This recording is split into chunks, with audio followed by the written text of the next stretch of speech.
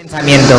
Aquí en el patio del Congreso del Estado, gracias a quienes nos acompañan de manera presencial, pero también a quienes nos siguen a través del canal del Parlamento en sus diversas plataformas o a través de cualquier medio.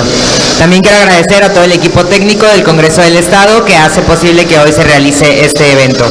Hoy nos convoca un tema que toca directamente cómo vivimos, cómo nos movemos, cómo cuidamos y cómo habitamos la vida diaria. El poder de la proximidad, vivir en la ciudad. Quiero dar una cálida bienvenida al doctor Carlos Moreno, un referente mundial en innovación urbana, reconocido por su propuesta de la ciudad de los 15 minutos y por su trabajo para que las grandes urbes pongan al centro a las personas y no solo a los autos o a la infraestructura. Su visión vinculada a la cercanía, al tiempo de vida, seguridad, medio ambiente y cohesión social ha inspirado transformaciones concretas en ciudades de Europa y de América Latina que hoy buscan ser más humanas, más justas y más sostenibles.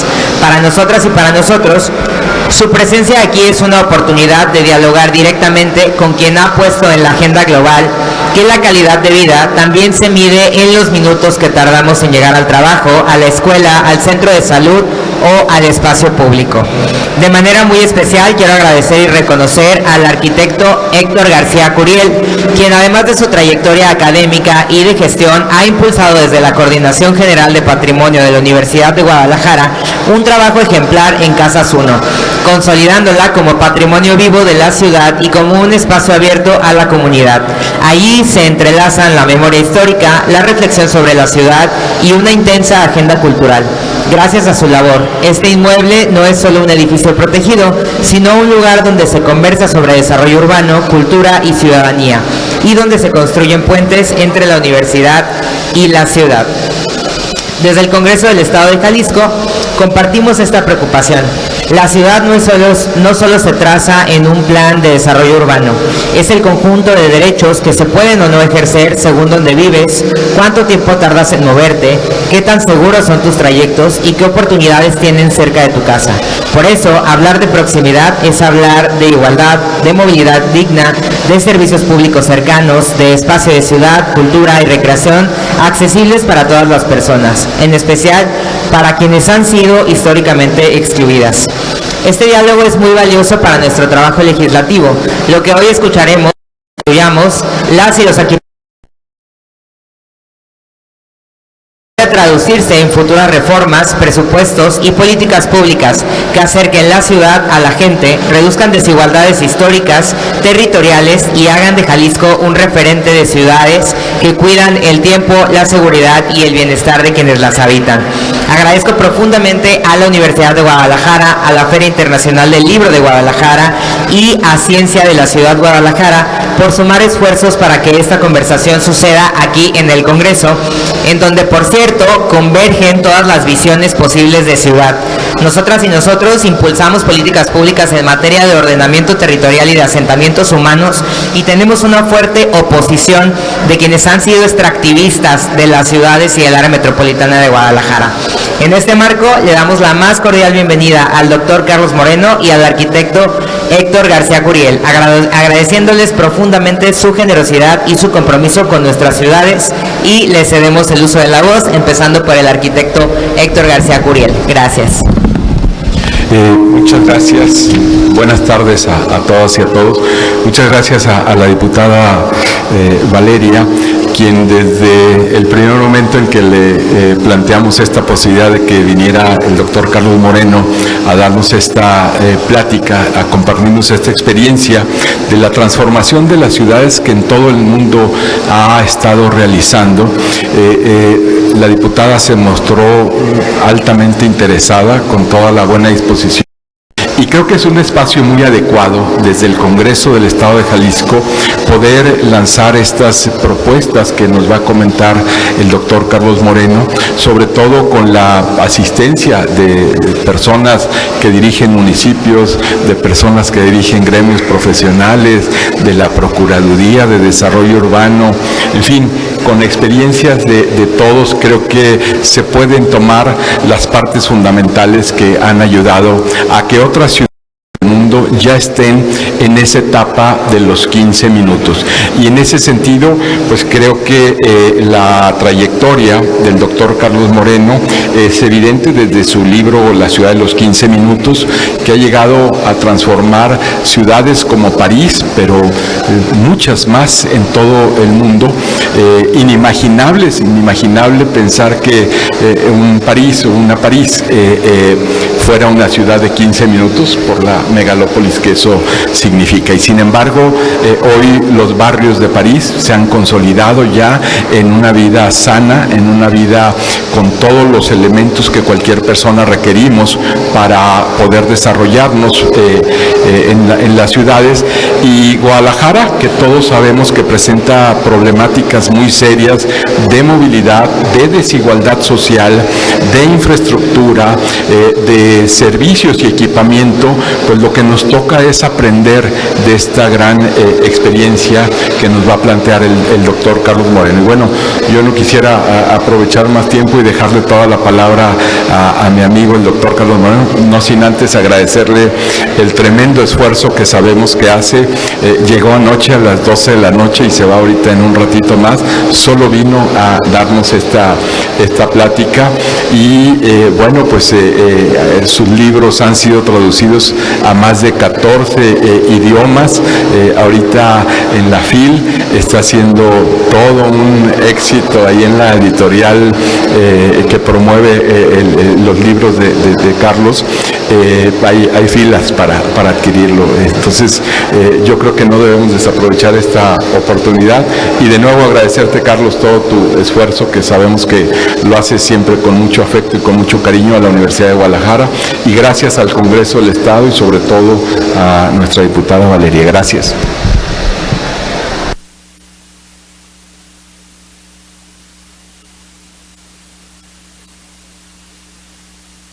¿Aló? Sí. Bueno, antes de comenzar voy a hacer la conferencia magistral de pie. Es mi reflejo de profesor. Pero quiero, antes de comenzar, agradecerle a la diputada Valeria. Creo que es muy simbólico, y el arquitecto Héctor García lo ha dicho, estar en el Congreso del Estado de Jalisco. Aquí es la legislatura, en este estado es donde se deciden y se votan leyes, y es muy importante que este debate, estas ideas, estas propuestas lleguen al corazón de la legislatura, porque es un elemento clave en la transformación de nuestras ciudades que es indispensable. Agradecerle muy calurosamente a mi entrañable amigo Héctor García Curiel, arquitecto, que en la Universidad de Guadalajara incansablemente está presente en las líneas del frente, no solamente como arquitecto, como profesor, sino en la práctica, y nos une una hermandad que quiero resaltar con nuestro compromiso total hacia un mejor vivir, mejores ciudades para hoy, mañana y las nuevas generaciones. Y le agradezco a mi editorial en español, Penguin Random House, por el esfuerzo que hicieron para sacar este libro antes de tiempo. Salió especialmente para la FIL. En España sale el 2 de enero. Fue un gran esfuerzo y les agradezco porque fue realmente muy intenso llegar.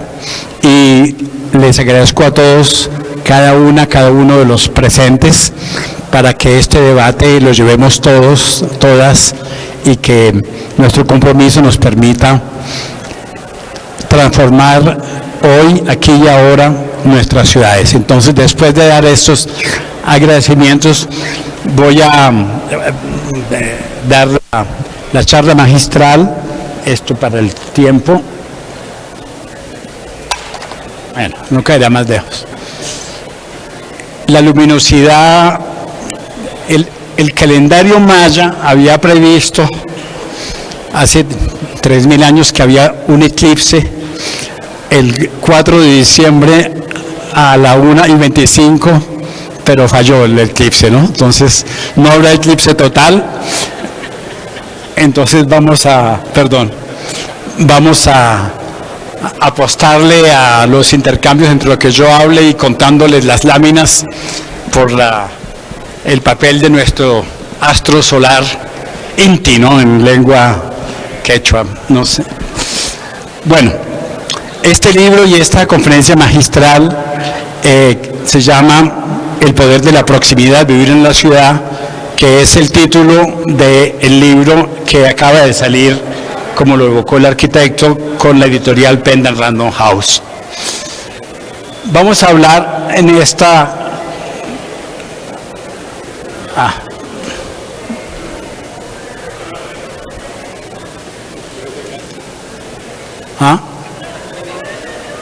El computador está aquí detrás. Hicimos toda la prueba hace un rato.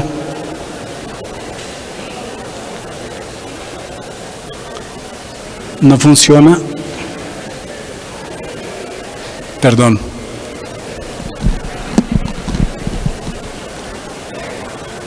Ya, ahora sí. ¿Está bien? ¿Tú lo haces?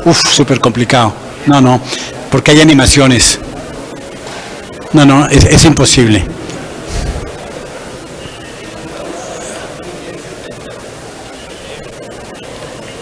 No está en modo, no está en modo diapositiva. No, ahí está ahí sí. Perfecto. Y si me coloco por acá, perdón por esta intervención técnica, que no tiene nada que ver con los aztecas. El concepto de la ciudad de los 15 minutos, como lo decía el arquitecto Héctor García, ha dado la vuelta al mundo. Mis libros están en 14 lenguas y este concepto ya no es un concepto, es una práctica. Lo primero que les pido a todos los que escuchan mis conferencias en el mundo entero, los decidores con los que discuto, es nunca hacer una obsesión con el número 15. Me llegan cartas de gente que dice, se equivocó, son 18. Una persona muy conocida en América Latina me tiene una bronca porque para él son 35. No. Lo que queremos es mostrar la importancia de vivir en la proximidad y además hoy en día el concepto tiene múltiples nombres. La ciudad de 5 minutos en Copenhague, de 20 minutos en Melbourne, el territorio de media hora en España, la ciudad de barrios completos, la ciudad de barrios prósperos, la ciudad de barrios felices, la ciudad compacta. Eso es lo que queremos resaltar, al punto que ahora lo llamamos mundialmente, porque yo comencé esta investigación en 2010, 15 años después, ahora lo llamamos la ciudad de los territorios de X minutos. Queremos resaltar la proximidad. Y este concepto, cuando digo ciudades, es las zonas densas, y cuando digo territorios, son las zonas de baja densidad e incluso ruralidades. Y vamos a ver que este concepto hoy en día es uno de los pocos conceptos del urbanismo mundial que se aplica tanto en grandes metrópolis mundiales como en pequeños pueblos, en pequeñas ruralidades. Es importante tenerlo en cuenta. ¿Qué es lo esencial en nuestro trabajo alrededor del mundo? Es que las ciudades, alta densidad, territorios, baja densidad, tengan acceso todos los habitantes, hombres y mujeres, cualquiera sea su edad y su condición social, a la calidad de vida. Eso es lo que estamos buscando. La ciudad de los 15 minutos, la ciudad de proximidad, no es un fin en sí mismo. El fin en sí mismo es la calidad de vida, que cada uno de nosotros seamos felices en el lugar donde estamos. Por esa razón, yo que vengo de las matemáticas y de la ciencia de computación, no soy arquitecto ni urbanista, aunque reciba premios en arquitectura y en urbanismo de una manera regular, salí de la ciudad inteligente porque no es la inteligencia lo que define la ciudad, sino sus ciudadanos, que sean inteligentes y que sean felices. Por eso los llamamos la ciudad y los territorios de la proximidad feliz. Y esa proximidad feliz tiene que reposar en la noción de bienestar. Van a encontrar en este libro que yo hago una diferencia entre cuidado y bienestar. Verónica Delgadillo no está hoy, me llamó, me dijo que estaba en Ciudad de México, pero ella desarrolla una política del cuidado aquí en Guadalajara. Yo le he insistido y le insisto a los gobernantes en el mundo que hay dos cosas diferentes y lo explico en mi libro con ejemplos concretos. El cuidado muchas veces es frente a situaciones que se producen cuando toca cicatrizar las heridas, las rupturas que se producen en la ciudad. Entonces, el cuidado hacia las personas de edad, el cuidado hacia las personas que sufren, el cuidado hacia las personas de soledad, el cuidado hacia las personas de bajos recursos. Pero hay algo que debería anteceder el cuidado. El cuidado es curativo. Tenemos que anteceder el cuidado del bienestar. El bienestar es una necesidad, well-being en inglés. El bienestar debe ser nuestro objetivo permanente, porque el cuidado de tener gente que está mal y que tenemos que ayudarle a que esté mejor, el bienestar es planificar una política pública para que todo el mundo esté en mejores condiciones. Y esto lo explico en mi libro, La proximidad feliz debe ser una política, ante todo, de bienestar, que engloba el cuidado, pero que va más allá del cuidado. Vivimos en un mundo de una paradoja que llamamos la paradoja urbana. Si pegamos todas las ciudades entre ellas en el mundo, donde vive la gente, estamos hablando de 3% de la superficie del planeta. 3%. Pero en ese 3% de tierras vive hoy en día 55% de la población mundial. Y se consume 80% de la energía mundial. Y se emite 75% del CO2. Y se crea 80% de la riqueza mundial y se genera lo esencial de la pobreza. Ningún gobierno nacional o ninguna institución transnacional puede hacer una política eficaz de equidad, una política pública de bienestar, si no tiene una política ambiciosa para las ciudades, porque es allí donde la gente vive cotidianamente, en sus alegrías, en sus tristezas, en sus momentos más de felicidad o en sus momentos de más tristeza. Por eso yo mantengo una discusión con los políticas de nivel nacional o de nivel suprainstitucional, diciendo, ustedes pueden estar totalmente alineados en la lucha con el cambio climático, pero si no modificamos la manera de vivir en las ciudades, nunca lo lograremos, porque las ciudades emiten 75% de las emisiones de CO2. Entonces, nuestro compromiso es efectivamente cambiar las ciudades. Acabamos de terminar la Copa 30 en Brasil, la Copa de las Soluciones, la Copa de la Verdad, la Copa del fracaso. No se logró encontrar un consenso. Hace 10 años en París acogimos la Copa 21, Copa de Estados. Las COP son reuniones de estados que firman acuerdos. El acuerdo de los estados del 2015 en París era un acuerdo optimista. Íbamos a limitar de 1.5 las emisiones, el incremento de temperatura con emisiones de CO2, para estar por debajo de ese símbolo trágico del incremento de temperatura y del mal vivir. Y en la Copa 21 yo dije, sin las ciudades no se puede cambiar eficazmente el mundo, y sin las ciudades perderemos la lucha por el clima. Por esa razón, en la Copa 21, por la primera vez, hubo 1000 alcaldes que vinieron a París, convocados por la alcaldesa Ana Hidalgo, que en esa época era presidente del C40, y Mike Bloomberg, de Bloomberg Philanthropies. Y por la primera vez, 1000 alcaldes tuvieron voz para decir, las ciudades estamos presentes y además comprometidas. ¿Qué pasó después de la Copa 21? Que los estados comenzaron a decir, yo firmé, pero ya no, porque llegó Trump aquí, porque llegó este otro en Australia, porque llegó este otro en Brasil, habló de Bolsonaro. Entonces los estados se van, pero las ciudades sí mantienen ese compromiso. Y la Copa 30 en Brasil fue un fracaso porque no se logró un consenso de soluciones, pero las ciudades sí estaban presentes en Belém, y las ciudades han reafirmado su voluntad de avanzar en la lucha contra el cambio climático. En América Latina, donde estamos en estos momentos, Es el segundo continente después de los amigos del Norteamérica más urbanizado del mundo.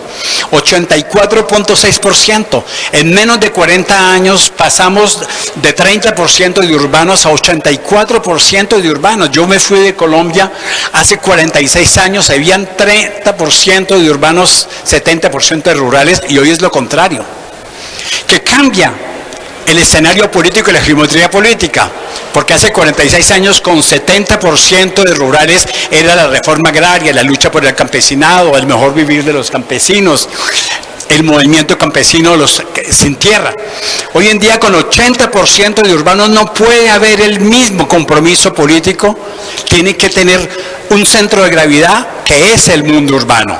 Claro, no olvidamos la ruralidad, ni los campesinos que sufren, pero la inequidad económica y la desigualdad está en el mundo urbano. Si no lo tomamos de frente, una vez más, estamos en proa a ser víctimas del populismo mundial que se nutre de las ciudades.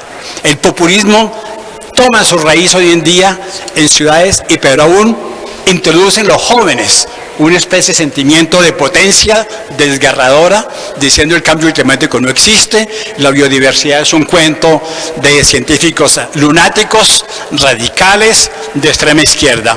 Entonces, México está por encima del promedio de urbanización en el continente latinoamericano. Necesitamos comprender que el continente latinoamericano no es un continente de países, es una red de ciudades, ciudades de 20 millones de habitantes, aglomeraciones como Ciudad de México, aglomeraciones donde estamos, Guadalajara, la versión metropolitana son 5 o 6 millones de habitantes hoy en día. Estaba en Sao Paulo, 22 millones de habitantes. Estaba en Argentina, la mitad del país vive en una sola ciudad, que es Buenos Aires. Bogotá son 9 millones de habitantes. Y en cada una de esas ciudades la tasa de informalidad es muy alta. Hasta 30 y 40% de informalidad, porque ha crecido muy rápidamente con gente que ha venido desplazada del campo a vivir en la ciudad. ¿Qué hace en América Latina? Que está por encima de los promedios mundiales las ciudades. 80% de la población regional lo decía, 70% del consumo de energía, 60% de emisiones de CO2 y la producción de la riqueza. 65% de la riqueza en América Latina, de su PIB, proviene de las ciudades. Entonces tenemos que abordar las pesadillas de las ciudades. Tenemos que ser conscientes que hoy en día en América Latina las ciudades enferman, las ciudades crean angustia, las ciudades crean divergencias cognitivas por el estrés. ¿Qué pasa en el aire de las ciudades de América Latina? Que es una pesadilla ligada a la movilidad. La movilidad y las emisiones son un desafío de moverse porque las ciudades de América Latina están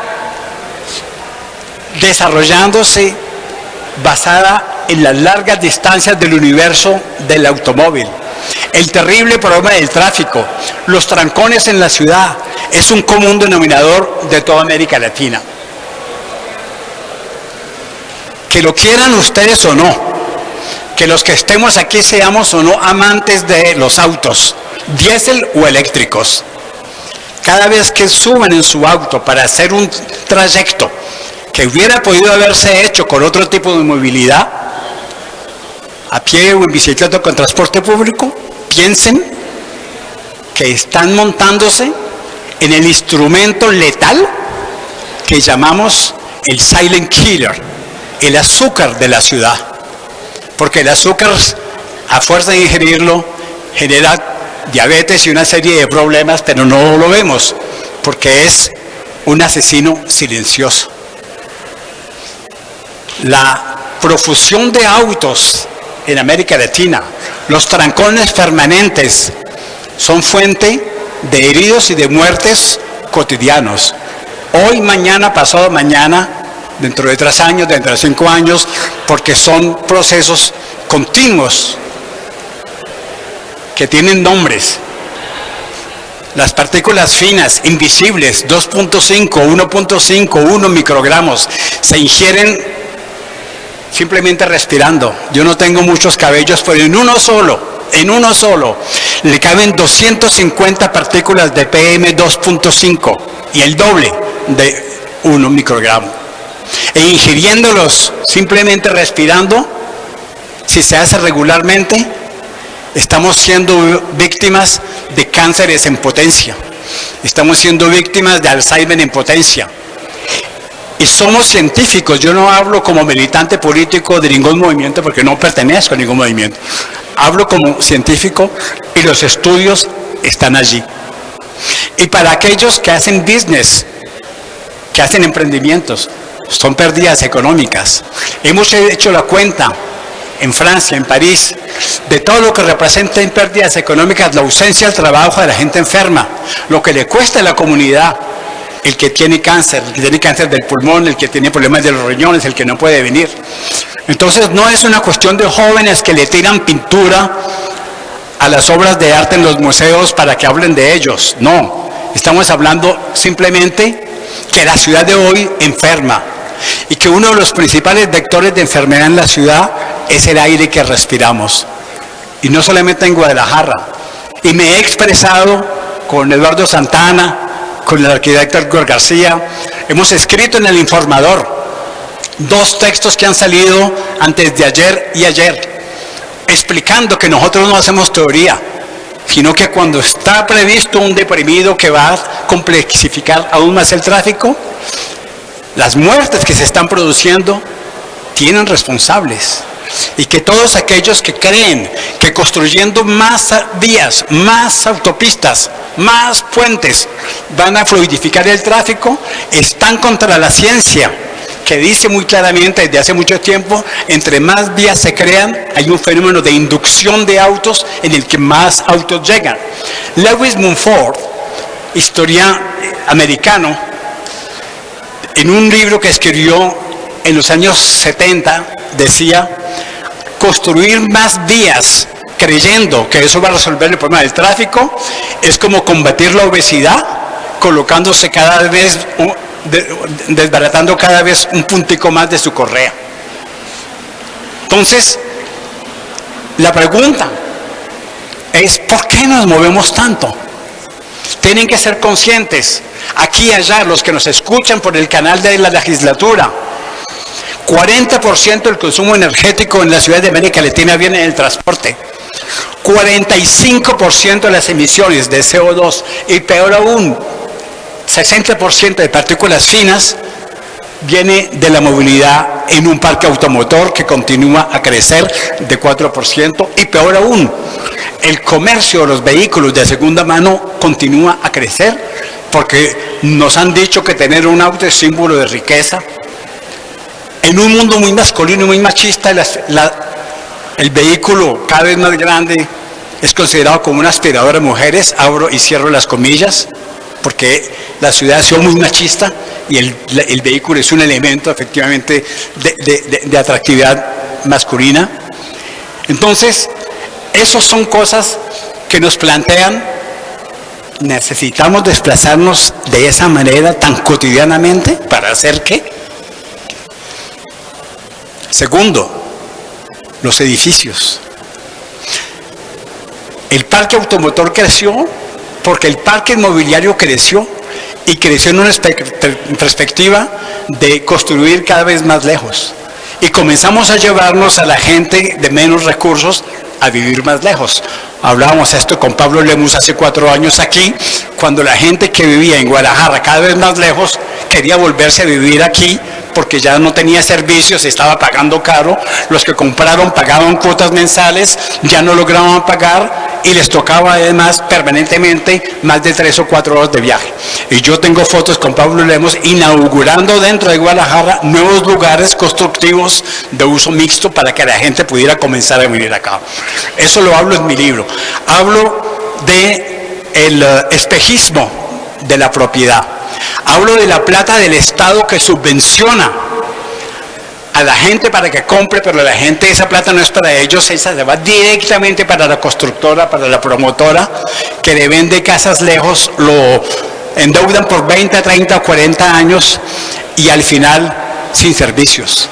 Entonces, Los edificios, cuando ustedes miran lo que se ha construido, van a ver que un edificio está más tiempo sin uso que con uso. El promedio es menos de 50% un edificio utilizado, porque la mayoría del tiempo está cerrado. En una oficina de trabajo se acaba cerrado. En mi casa me voy todo el día, en los lugares. Eso se llama el monouso. Y el monouso está íntimamente ligado al desplazamiento en automóvil, porque tengo muchos lugares de monouso y entonces voy del uno al otro en mi auto y estamos en el círculo vicioso completamente. Este libro nos interroga a la única pregunta que les pido a ustedes, legisladores, de responderla con transparencia, con honestidad, pensando a su familia, a sus hijos, el futuro. ¿En qué ciudad queremos vivir? No me digan que siempre hemos vivido así, porque además no siempre hemos vivido así. En el caso de América Latina, nunca ha sido así. Científicos franceses dirigiendo una misión internacional encontraron en Amazonia, que hoy en día es la selva, el pulmón del planeta. Hace 2500 años en Amazonia había una red de ciudades completa conectada entre ellas. Yo hablo de esto en este libro. O sea que no siempre se ha vivido pendientes de cómo me desplazo en mi automóvil. Es una pequeña fracción de la historia moderna. Estamos hablando de 70 años cuando el auto surgió. Pero las ciudades tienen 5000 años. Y ustedes, con las culturas autóctonas locales, estamos hablando de culturas que vivían de otra forma. Entonces, hoy en día queremos mostrar que sí podemos volver a una proximidad feliz, creando economía, que los empleos verdes, que la reducción del CO2 y que la eficiencia energética, desplazándose menos, produce oportunidades de negocios que antes no existían. Y como hemos estado acostumbrados, el ser humano funciona por costumbre, pero hay que salirse de la costumbre, out of the box se dice, para pensar diferentemente. Entonces, el éxito de este concepto es que la proximidad se ha convertido hoy en día en una estrategia de desarrollo urbano equilibrada. Y eso es lo que estamos buscando. Estamos buscando salir de los autos 1913, el primer auto en sus líneas de producción masiva, más de 100 años. Llevamos 70 años con ciudades que no son para la gente, son para 3 lobbies. El lobby del petróleo, el lobby del cemento, para construir cada vez mucho más zonificadamente y más lejos, y el lobby del metal, todos aquellos que construyen los autos. Esos 3 lobbies han deformado y desfigurado nuestras ciudades y han producido ciudades que no son para la gente, sino ciudades de business, de ciudades que enferman. Los arquitectos del movimiento modernista, encabezados por Le Corbusier, produjeron la Carta de Atenas, que se popularizó después de la Segunda Guerra Mundial, con el lema: la ciudad que tiene éxito es la que se mueve rápido y va lejos. Yo encontré un documento de Le Corbusier en 1929 en Buenos Aires, en el que decía cómo es posible que los autos se paren cada 300 metros. Tienen que seguir lejos. ¿Por qué? Porque habían semáforos. El proyecto fue que Buenos Aires fuera atravesada por 7 autopistas, que hoy en día 5 de ellas existen y que representan justamente todo ese movimiento de ciudades deformadas, atravesadas por autopistas, llenas de trancones, gente que vive lejos y lugares corporativos cada vez más lejos. Entonces, esto es el mundo moderno después de la generación de la ciudad para los automóviles. Aceptamos convertirnos en hombres y mujeres centauros, la mitad humano, la mitad auto, porque aceptamos esta forma de vida. Si ustedes le colocan un color a lo que hacemos cotidianamente, van a encontrar que nuestras ciudades fueron zonificadas, que es el término utilizado por el movimiento modernista como funcionalista. Una función, debemos de estar concentrados, decía Le Corbusier. Por eso el trabajo es en zonas corporativas, la cultura en la zona cultural, la zona rosa, la zona de restaurantes, la zona donde no venden sino artículos sanitarios, lo veíamos hace un momento, las zonas donde está la diversión, las zonas de las universidades. Entonces, cada zona corresponde a un color y para comunicarse de un color a otro color, para desplazarse, ha sido esencialmente el auto. Entonces, hemos creado un círculo vicioso de la ciudad que enferma. Y esto es mundial. Mi ciudad, París, 1962, el barrio más grande corporativo de Europa fue creado, se llama La Défense, 1 millón de metros cuadrados para 400.000 trabajadores. Consecuencia, este es el oeste, el río Sena atraviesa París de este a oeste, el río Sena se convirtió en una autopista, de lado y lado, de 3 carriles, para que los trabajadores fueran del este al oeste a trabajar. 400 kilómetros de trancón cotidiano y un aire enrarecido en toda la ciudad. Y esto es Buenos Aires con el microcentro. Y esto es, no veo nada, esto es terrible. ¿Cómo es posible que la humanidad acepte esto? Ulan Bator, la capital de Mongolia, que he estudiado, he estado allí, la capital del imperio más grande que ha existido en la humanidad en armonía con la natura, el imperio de Genghis Khan, 11º siglo, que vivían como nómadas en función de las estaciones, en carpas, todas de la misma. ¿Cómo es posible que su capital Ulan Bator sea esta fotografía como las otras iguales y que durante más de 20 años esté en el top 1 o en el top 2 o en el top 5 de las ciudades más contaminadas atmosféricamente en el mundo y que ya sean en la misma forma de ciudades, lugares corporativos, tugurios, lugares de comercio? Entonces, estamos haciendo un llamado a esta transformación. Esta era la foto de París, el río Sena, lleno de autos todos los días por la mañana y por la noche. 350 a 450 kilómetros de trancón. Esto es París.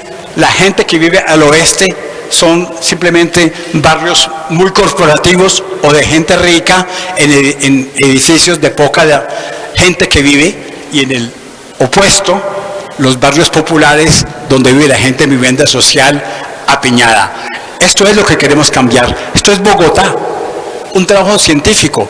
¿Cómo es posible que en una capital de 9 billones de habitantes, una tercera parte, tal vez un poco más, que vive en la zona del suroeste, barrios que vienen de la informalidad, los isócronos, el tiempo de desplazamiento para el trabajo, para el estudio, para la salud, para la recreación de cultura, sea superior o mayor a 90 o 120 minutos? ¿Cómo es posible tener una vida normal para un tercio, aún más, de los 9 millones de habitantes? Entonces me dicen, vamos a hacer el metro y estamos muy contentos con el metro. Pero el problema no es el metro, el problema es dónde la gente tiene acceso a la salud, a la educación, a la cultura, a la recreación. A uno le toca coger un metro, ¿por qué tiene que atravesar la ciudad? Porque simplemente no ha habido planificación pública seria. Ningún gobierno se ha interesado realmente a conocer cuál es la necesidad en todos esos barrios para llevar lo más cerca posible todos esos servicios que son simplemente servicios de dignidad. Ahora con el cambio climático tenemos mucha escucha. Claro, el cambio climático está presente en las ciudades, las olas de calor, las inundaciones, las tragedias que se están produciendo. En América Latina es evidente, pero lo vivimos igualmente. Acapulco, hace unas semanas estaba en Santo Domingo, estaba el huracán Melissa. Hace 2 días, en Indonesia, 700 muertos. ¿Cuántas personas tuvieron que ser desplazadas? 1 millón de personas, el máximo desplazamiento de estos tiempos, por la cuestión climática, las inundaciones, que van al mismo tiempo con el niño, con la niña, demasiada agua, inundaciones, muy poca agua, sequías. Estamos ante síntomas que además producen efectos económicos mayores.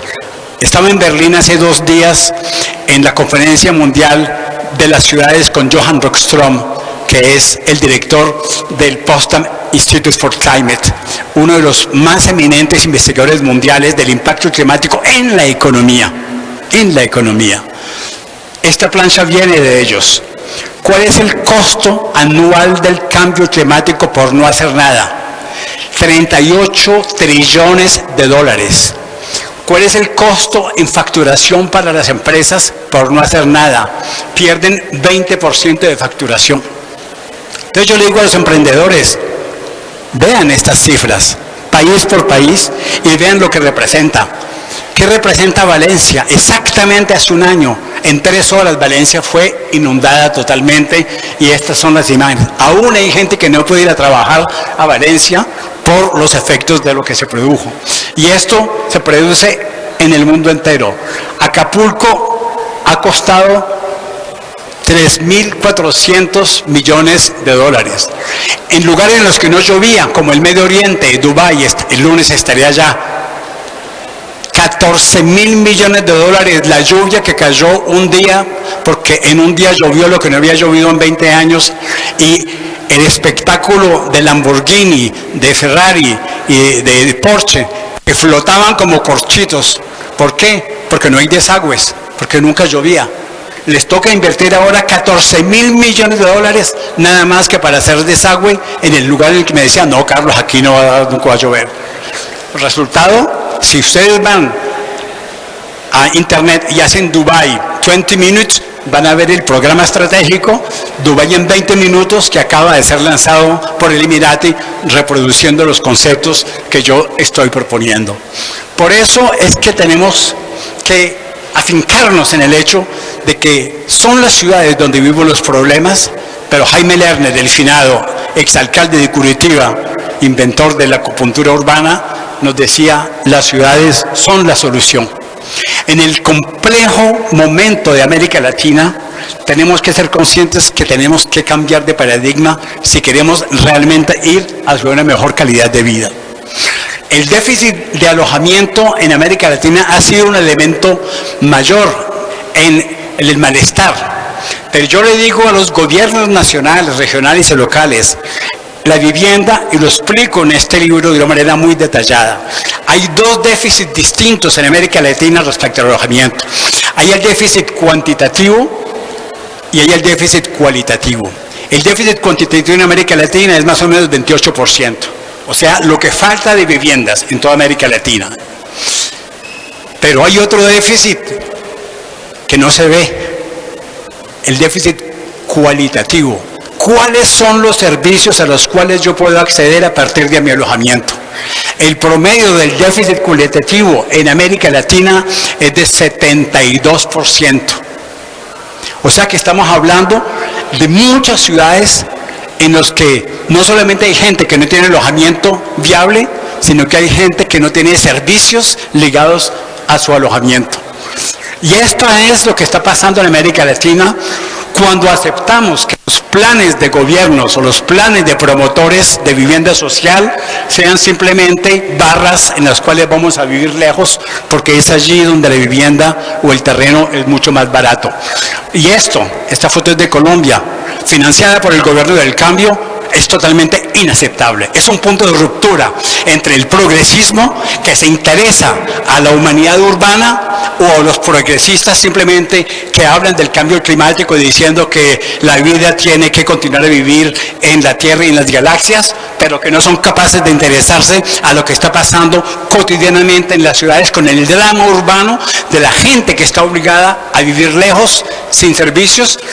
¿Y qué pasa? Que se convierten en autodependientes, porque sin auto no pueden tener acceso a servicios. Entonces estamos aumentando más las emisiones de CO2 y contra estos profetas que nos venden el cambio climático todos los días se está produciendo lo contrario. Esa política, esa ausencia de política urbana produce el efecto contrario con este tipo de viviendas que se están produciendo.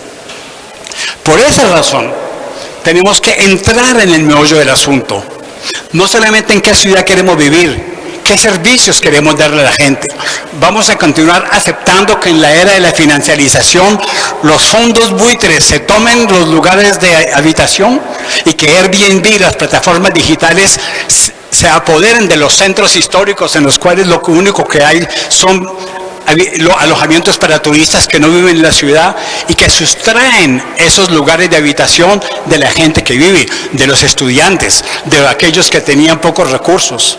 Necesitamos, esta pancarta de México luchando en Condesa lo dice, no necesitamos casas solamente, necesitamos hogares. Una casa es un techo y 4 paredes, un hogar es calidad de vida. Hay gente que se habla, hay gente que tiene vecinos, hay gente que tiene servicios, son niños que juegan en la calle, que tienen un lugar de fútbol cercano, son espectáculos de calle, son espectáculos en los cuales hay cines, hay teatro. Esa es la realmente vida. Y eso es lo que permite decir que podemos ser miembros de una comunidad y de un barrio. Saskia Sassen modelizó con su libro Expulsiones, la ciudad global y la ciudad que expulsa. Y yo hablo en este libro no solamente de las expulsiones globales, sino de la exclusión cotidiana. O sea que a fuerza de no tener acceso a esos servicios y de estar arrinconada financieramente, la gente termina viviendo lejos. Por eso yo digo que estamos viviendo lejos, viviendo menos. Y por eso yo hablo igualmente en las villas miserias, en los tugurios, en los barrios populares, en los barrios marginados, porque voy a esos lugares y digo que la proximidad pidiendo servicios es pedir dignidad humana, y en ese sentido la proximidad se vuelve una fuente de resistencia. Pedir proximidad de servicios de salud, de educación, de deporte, de comercio, es un acto de resistencia contra la gentrificación y la financiarización de la economía. Y luchar por una ciudad más sana no es quitarle al pobre los autos, es que gente pobre y que todo el mundo tenga servicios más cercanos en los que no tenga la obligación de utilizar el auto. Cuando estamos hablando aquí en Guadalajara de la verificación, y me dicen, sí, que estamos haciendo que los pobres no puedan venir a la ciudad. Eso me lo dijeron en París también. Uy, Carlos, los pobres nunca podrán venir con sus viejos carros a la ciudad. Dijo, no. La cuestión no es si los pobres vienen a la ciudad en auto. La cuestión es por qué no tienen servicios de proximidad para que no sea la movilidad obligada, sino la movilidad escogida. Sean conscientes y hagan la cuenta ustedes mismos. 72% de la movilidad en una ciudad es una movilidad obligada, porque tienen que hacerlo. Solamente 30% es de movilidad escogida. Me muevo porque quiero. La gente que trabaja, generalmente, todo es obligado. Llevar a los niños a la escuela, atravesar la ciudad, ir al médico, atravesar la ciudad para una radiografía de pulmones, etcétera, son movilidades obligadas. Cuando estemos en un mundo de movilidades escogidas, estamos cambiando nuestro paradigma. Y ese es el objetivo de nuestro trabajo. Y eso es lo que nos ha dado tantos premios. Y eso es lo que hace que este libro se traduzca en tantos idiomas. Y que grandes personalidades lo adopten, porque lo planteamos. Habitat con servicios en Iberoamérica, la proximidad como fuente de bienestar y como fuente de calidad de vida. Entonces, les digo, terminando, tener un alojamiento, un techo y 4 paredes, no es vivir en la ciudad. Ese es el mensaje de este libro. Vivir lejos y sin servicios y aceptarlo es sinónimo de exclusión. Y todas las políticas nacionales, regionales o locales que llevan a la gente a vivir más lejos están siendo cómplices de la degradación de la calidad de vida. Y peor, incentivando el tráfico automotor, diciendo a los pobres tienen derecho a vivir en la ciudad. No les controlen sus viejos carros, porque es lo único que tienen. Han trabajado toda la vida y tienen solamente un carro que produce tantas emisiones. Están siendo cómplices de una degradación humana en el cual la pobreza no puede expresarse en los carros viejos con CO2, mirarse en los ojos como gobernantes, como legisladores, como tomadores de decisiones, para decirse por qué tiene que hacer eso para tener acceso a un médico, a una escuela, a un cine, a una actividad social.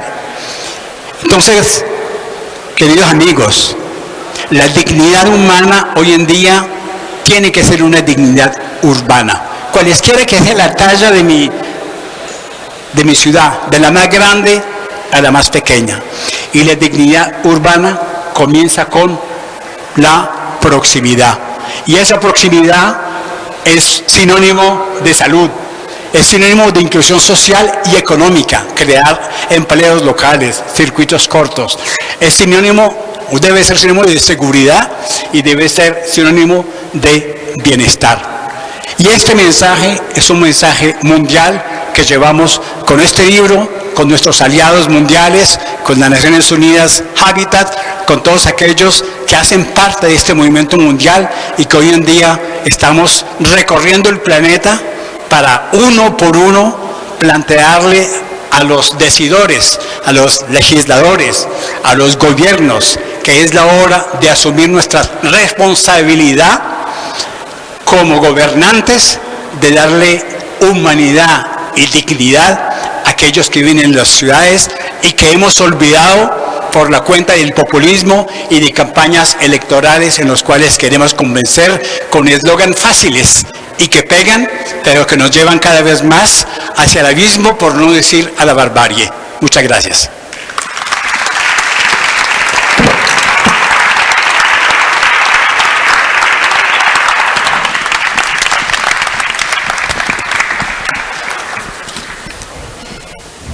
Muchas gracias, doctor. Carlos Moreno tiene aliadas y aliados en el Congreso del Estado de Jalisco para empezar a cambiar la forma en que se construyen y se organizan las ciudades.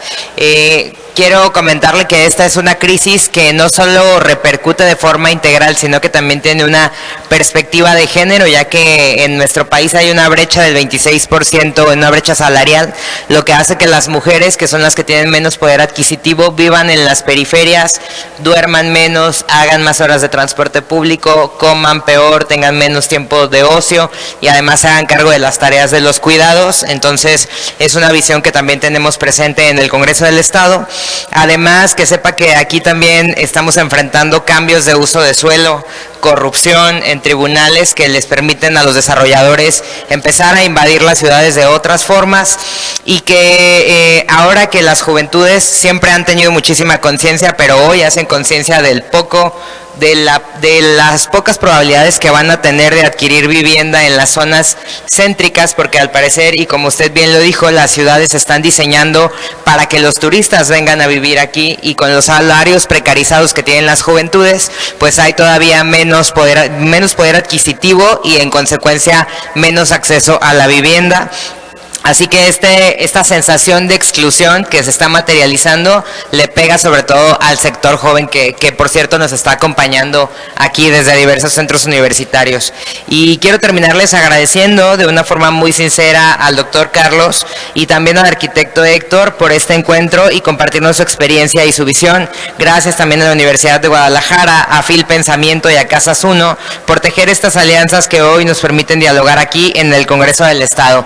A todas y todas las personas que nos acompañan, gracias por estar aquí, por mantener viva esta conversación sobre cómo queremos vivir nuestras ciudades. Lo que hoy escuchamos nos tiene que servir para construir una legislación que regule al cártel inmobiliario que hoy está en Jalisco y que nos arrebata poco a poco no solo las ciudades, sino los recursos naturales como el agua, las áreas verdes. Son extractivistas de casi todo lo que se atraviesa con el cártel inmobiliario, y el Congreso del Estado está tratando de contener ese extractivismo para que las ciudades sean diseñadas para las personas que ya habitaban en ellas, no para las personas que por lo general vienen de otros lugares a crear esa sensación de exclusión de los barrios, ¿no? De barrios como Mezquitán, de barrios como Analco, de barrios como Huentitán, y que justamente son cosas que se han ido notando, cómo va siendo desplazada la población, y pues es un gusto para nosotras y para nosotros poder escucharles el día de hoy y saber que tenemos referentes a nivel mundial de cómo sí tendrían que ser diseñadas las ciudades. Doctor Héctor, no sé si quiera dar un cierre y ya terminaríamos por nuestra parte. Bueno, pues simplemente agradecerles y creo que todos estos datos que nos acaba de compartir el doctor Carlos Moreno deben de servir de reflexión para los planteamientos que tenemos, sobre todo en Jalisco y específicamente en el área metropolitana de Guadalajara. Hacer con las experiencias vividas en otras ciudades, hacer las propuestas para Guadalajara, creo que debe ser una línea que nos va a reducir muchísimo costos de proyectos que pudieran no tener la viabilidad e ir ajustándolos con toda esta experiencia que nos comparte Carlos. Bueno, yo de nuevo agradecerle a Carlos, a Valeria y a todos ustedes por su compañía aquí. Muchas gracias.